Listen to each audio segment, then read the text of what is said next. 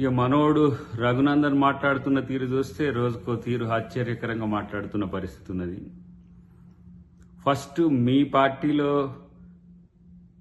4 ముక్కలాటనో మంచం కోళ్ళాటో నడుస్తున్నది. ఫస్ట్ అది చూసుకోండి.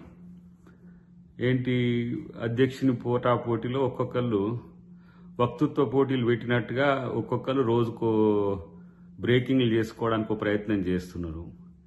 డైవర్ట్ టాక్టిక్స్ అనేది కాదు. ఫస్ట్ మీరు రాష్ట్రానికి ఏం చేసిందో చూసుకోండి. ఫస్ట్ తలా ఒక మాట, బీసీ జనగణనకు సంబంధించిన మాట ఒక మాట మాట్లాడతారు, అభివృద్ధి కార్యక్రమాలకు సంబంధించి ఇంకో మాట మాట్లాడతారు.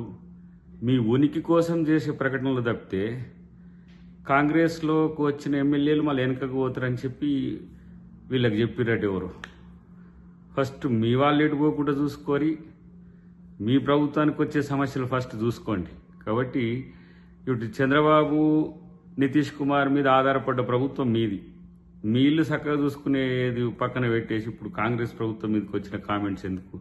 అస్తిత్వం కొరకు ప్రకటనలు చేస్తే ఎవరు పట్టించుకోరు. అన్నిటికంటే ముఖ్యంగా ఏం చేసింది బీజేపీ ప్రభుత్వం తెలంగాణకు అని అంటే గాడిద గుడ్డు అనేది తెలుసు కదా మీకు. కాబట్టి ఓట్ల కోసం రాద్ధాంతాలు, ఓట్ల కోసం పాటుపడి మాటలు మాట్లాడితే జనం మిమ్మల్ని పట్టించుకోరనే విషయాన్ని తెలుసుకుంటే మంచిది.